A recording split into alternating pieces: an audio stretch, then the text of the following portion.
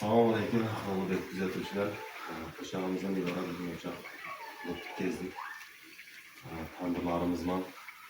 Tandirlarimiz shu shaklda bo'ldi. İnşallah deb chiqmaydi.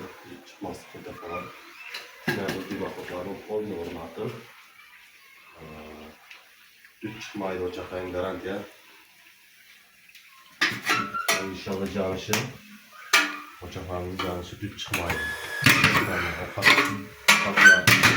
Kapaklarını dip çıkması da garanti. Kilitken yütkesini tamam artık kılıç gibi kilitlerimiz. Dolayısıyla sol yakın cahil. Çaya bas. Şimdi ocaklarımızın cahil yapıyor. Farklı bir dip çıkmaydı. Dip cahil dip yapıyor. Dip çıkmaydı. Şimdiden ibaret ocağımız